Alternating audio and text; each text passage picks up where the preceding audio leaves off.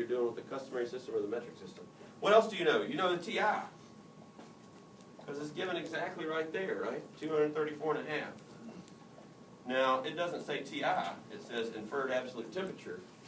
But you need to know when you read a word problem that the inferred absolute temperature is that TI for that equation that's here in blue. What's another known that we know about this wire? The resistance at a particular temperature. What temperature was it at? 15.3 Fahrenheit, right?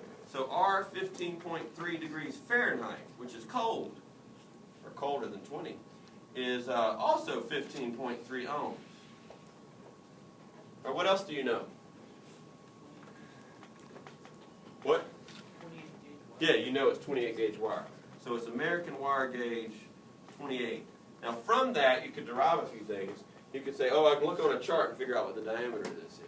Looks like it might be going down. Is it going? 122. Well, this thing is sucked.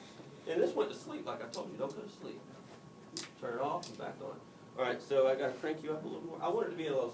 It is at 13.8, even though it's going down, because that wire still is getting hot. But and I'll give you a final report on the temperature and this resistance. It's almost 13.9. But we want it to get a little. Can you see the wire, Austin? Is it in the air? Yes. Oh, good. All right, so we do want it to get a little hotter, but I don't want to get too hot. Let's make sure this hasn't gone to sleep. Yeah, 122. Okay, so what do you do from here? You've done all the stating of your knowns. You might have stated your unknowns. You don't know R20. You don't know the Celsius temperature. I'll put T degrees Celsius. So you'd have to convert this Fahrenheit into a Celsius. What else do you not know? The most critical thing you don't know that you're trying to find is something that rhymes with schmength. Length, yeah. Length. I have to think of a word real quickly that rhymes with length. It's hard. So, those are the unknowns that we really just need. That one. But step 3, remember, was to figure out what are the equations that we need. Right? There's one of them. That's one. Where's another one? Here's another one. Right, that's an equation we need. What's the third one? I didn't write it down yet. Yes, that temperature. What do you mean by temperature?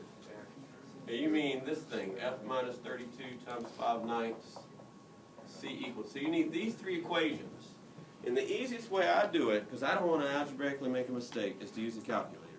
If your instructor doesn't allow you to use a calculator, then they're terrible. But I mean, we live in a society of the 21st century where we should. If you can't use a calculator, or you could also use Wolfram Alpha. We haven't done that in the evening class or this one. At least we haven't as a class. So would you like to do that instead of that silly calculator? It's really cool. What's cool about Wolfram Alpha? What? They'll give you any math problem you want. Yeah, but so can the calculator. The problem with the calculator is you have to know the syntax. With Wolfram Alpha, you can just type something in, you know? You just say, I want to integrate something, and it does it. And you can show steps of how to integrate that stuff, right? And it does it. So it's really cool, but that's why the math professors don't want you to use this on a test. But I understand that. You should know how to do this all by hand. And we've done it by hand a few times. You don't have to do it by hand. You could use even Wolfram Alpha by saying, okay, we got these equations. And that we should be able to say R20 equals its rho, which we could even put rho, or we could just put what its number is, 10.37. Is it above 190? Don't let it go above 190. No, it's going down. Was it 150? What? Did you unplug it? Did we trip a breaker? Did you unplug it there, Austin? No. Did we trip a breaker? One going down. You're right, it's not even hot. The light went off on the bottom. The light went off. It wasn't off when your light down. Is it on? Oh, okay, so it's on now. It just came back. This thing, of course, sucks. What do we need to do? Can't do it in here. Yeah, we got an oven in this building on the 3rd floor where we can type in a digital temperature we want. It's in the assembly lab that Jill might talk about. I don't know. As soon as she starts talking. All right, so we're going to type in this equation. How many minutes did you need? 10.37 times the length, which we don't know, divided by the cross-sectional area. Did we know what that cross-sectional area was? Sure, what was it?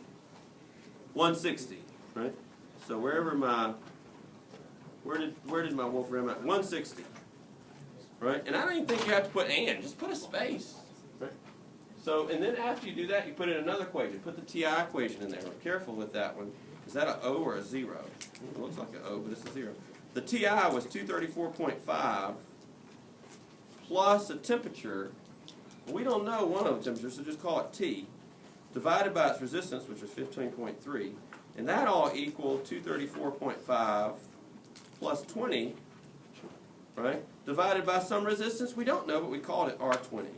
That's another equation. I've never done this before. We'll see if it works. All right, then the last one is this C, right? So we call it temperature, because we use T, equals 5 nights multiplied by the Fahrenheit temperature of, what was it, 15.3 minus 32. So we don't have to do all that curly brace crap and all that junk. We just do you see, does these equations make sense that we entered in? So we just see what happens. I love the little icon they use. I don't see it yet. Is it doing anything? It says waiting. Right, it says waits. Oh, here. No, so it doesn't like this R20 because it's raising it to the 20th power. Well, that sucks. So just go in here and say, okay, I didn't mean to do that. Take the R20 out there. Take the R20 out there. That should work better, right? So we hit equals again.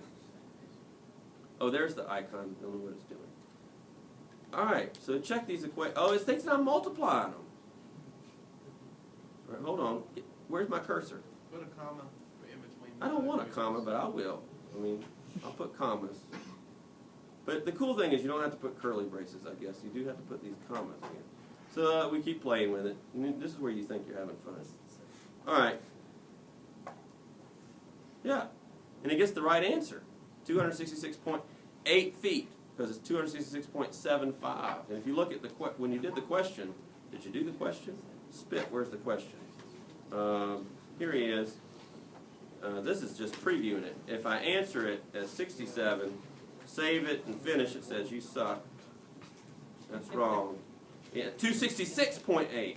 Uh-oh. And this says 266.8. Oh, good. You got 261.0. If you got 261.0, you probably did some silly rounding error. And remember what you're supposed to do. What? You use 1.68, I mean. Oh, yeah, if you use 1.68, you might have a different number. So what you do is you have a grievance, a disgruntlement, whatever that other G word was, and you email me or Vista mail me so I can fix it. But I had a student in the night class that said, hey, I got 35. Is that right? No, it's not right. Hey, we only have 3 minutes for Jill to talk. We have to cover a lot.